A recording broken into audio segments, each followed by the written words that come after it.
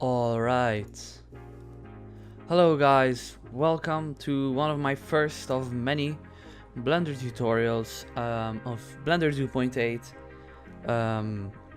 This will be teaching you guys how to actually make stuff like something like this. So today we're going to be making something like this. Now this looks really nice. You can turn up anyway. So we're going to be creating a very short 5-second loop Vaporwave animation for your Instagram or you know, anything really. You can use this for pretty much anything, like if you are making a, I don't know, this is resolution, this 1440p. Let's say if you have a new monitor and you want to make a new background for it, boom, you have it, there you go. And so this is going to be a kind of simple tutorial on how to do something like this. This is it looks very aesthetically pleasing. So if I play it here, obviously right now it does not look that great, but once you do render it, if we pause it, boom, there you go. You have yeah, a really nice looking scene. So yeah, okay, so we're going to get into the basics on how to make this. So I'm just gonna save this and I'm gonna open a new project. Okay, so we're gonna start off by deleting the default cube and we're gonna create a new plane. Now we want to scale this to 8 by pressing S8. Yeah, so this tutorial is obviously not for complete beginners, but yeah, so we're going to do Control R, going to edit mode, make about 20 loop cuts. Yeah, then we're going to do Control R again, do it on this axis, on the x-axis, you make another 20 loop cuts. So now you added up a lot of geometry to this plane. It still looks the same once you look at it in this mode, but in this mode you actually have a lot of vertices to work with. So we can delete the camera for now. We can delete our light source and we just have the basic plane, and that should be it. Yes. So we want to select the plane, go into edit mode. Now up here, this is proportional editing. You want to select connected, so it also morphs connected ones. You want it random. Okay, so I'm gonna hold shift. I'm gonna select a, I'm holding caps. Oops. Select a few points, not too many, don't make it too crowded.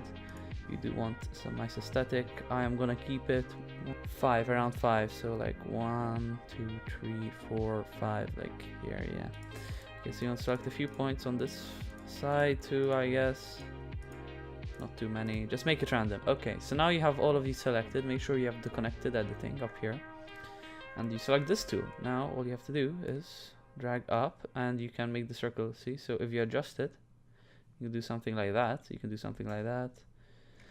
You can keyframe all of this. This would look very nice. So I'm pretty happy with this. So I can tap, and this is how it will look. So we have a simple kind of vaporwave looking scene.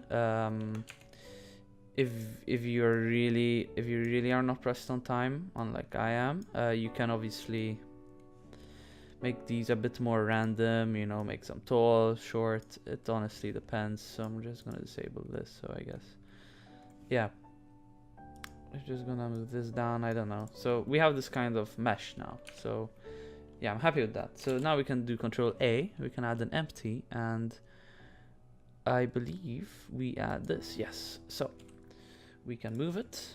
We're going to move it over here. So we select this, we add a mirror modifier, and the mirror object shall be our empty. Why? So there we go. So now we have a perfect mirror line along here. So that is not completely seamless, obviously. You have to be happy with your result. And that makes me pretty happy. Yeah. So we are going to we can just select this whole object. We're going to, I guess, add an array. You want to scroll down a tiny bit, remove the x-axis, you want it by 1 on the y-axis, so there you go, and you can add up, you can make like 10, I guess. Yeah, 10 is pretty good. Yeah, so we're going to add in our camera object now. So this is what our camera is going to be, so you press 0, go into camera view, press N, lock camera to view, and you can look around and move around. So yeah, I do want to move the camera on the x-axis to 0 and rotation on the x-axis to 90, y-axis to 0, x-axis to 0. There we go. So now we have a pretty nicely framed shot. We're just gonna move this up a tiny bit. X-axis 0 once again to center it. Okay. And there we go. So this is how it is going to look. Yeah, once you add lights and everything, it will look really nice. So we're going to work on the actual texture for this terrain now. Kind of, it's really simple. So we're gonna apply pretty much everything, and we're just to clear it up, I guess, a bit. We're going to add a wireframe. This might lack some PCs, but as you can see, it has turned our scene into a wire, which is not what we want unless you're going for that kind of look. So we want to untick this. So there you go. You have a kind of, yeah, you have that. So you make the thickness a bit down. I like keeping it like at this much, so it looks nice. All right, so now time to work on our texture. So we are going to start up a new texture. You can make this what you want, but I'm gonna make this completely black, and we're going to make it very metallic. So we're going to come down to roughness. We're going to turn that off. We're going to turn off metallic completely and enable screen space, because I am doing this in Eevee. So yeah, so we're going to create another texture. We're going to make a emission shader and enable this for now. Okay, so we're going to go back to this tab and we're going to add material offset of 2. So that just applies our emission shader to these. So now you're going to come here. We're going to enable screen space. We're going to enable volumetric and bloom. Bloom is what really makes this look interesting, because you can adjust the intensity and see. So yeah, but I personally do not like sRGB since it is designed for CRTs, so we're not going to use this. We can use high contrast. We can use, I use base contrast for this project. It depends what you're working on. Yeah, so we can adjust the thickness, see what we like. I'm gonna keep it like clean like that. So we can start working on our emission shader. We are going to kind of drag it around a bit, and since I am using Filmic, I can turn up the lights a lot more to like 40, and that will be like an actually good number. That might be a bit too much, yeah, like that, I guess. Yeah, that looks quite nice. I'm pretty happy with that, and that is pretty much it for now. So we can go back into this view, and we're going to set up our animation for the camera. Okay, so we want to put in 120, so that way our timeline has shrunk, and we will have a perfect 5-second long clip. We can press T to bring up the toolbar here. We're gonna select our camera, and now we're not going to select, we're going to start it exactly on the edge, so we can hold Control while moving to snap it to like a Blender unit. Tutorial. Okay, so now that we have everything in place, we are going to animate the camera. So we're going to select the camera, press I to have a keyframe. Make sure you have your mouse on here, otherwise it's gonna, you know, press that. So you want I, and I just like doing lock for location. We're going to move the timeline all the way over here to the 120th frame, and we're going to shimmy over the camera to this one over here, so to this marker perfectly, pretty much. Yeah, so if we press I again, location, and we go there, we can do you can press this, and you have a short animation. So if we enable our textures, we can go back to layout. We press 0, enable our textures. We have completed. Now we already have quite a nice scene, right? It is kind of slow, but this is what is nice about Vaporwave. It is relaxing, so you do not want, you know, the fastest movement. So we have our basic animation set up. So we want to add an HDR, right? So we can, so we go to shading tab. HDRs are very important, guys. Do not take HDRs for granted, since, yeah. So we're going to add the texture shader. Is going to be an image texture. Connect this to this. We can go into entities, HDRs. Whoops. We can choose Venice Sunset. And that does not work for now because we are in the wrong mode. So we have its light, we have the lights and stuff. Yeah, okay. So we are going to quickly, just to get the sky, because obviously you need the sky and stuff. We're going to get a texture coordinate. Sorry guys, I just blanked out for a second there. I'm tired. Just come back from school, so. We're going to get a mapping node. I'm just going to search up mapping. Yeah. I do know what I'm doing. I forgot the tabs where it is. It's all good though. Okay, we're going to. So this would be if you have an HDR with like texture. So like you can. Yeah. So there we go. So we have our HDR loaded in now, and we just want sky, right? So we don't want it directly facing up. So like we can rotate it. See. So we're gonna get part of the sky. So. Yeah, okay. So now the trick is over here in between the background shader and the Venice Sunset, we're going to add a node, and this node is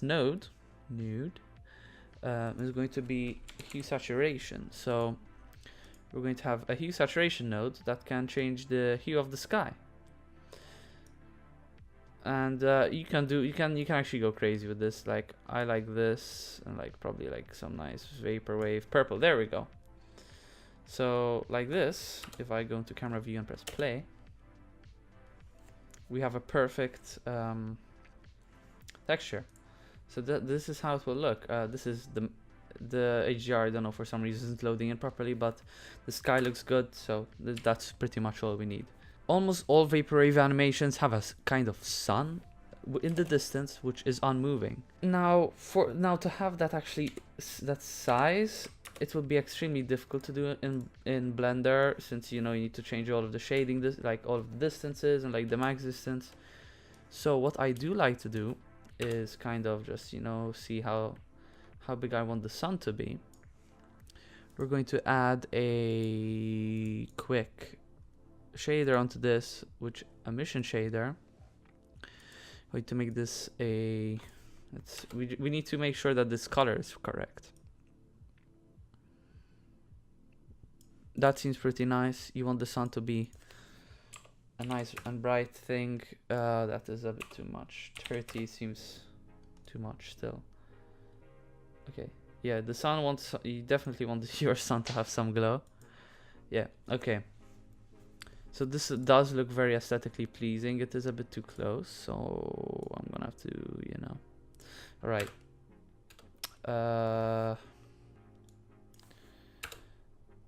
I think that is pretty good. So now what I want to talk about is your actual output. So you want to go to output settings. You can select your screen resolution and everything. Your frame rate, I have it set to 24 because I did that short calculation. Now this is important.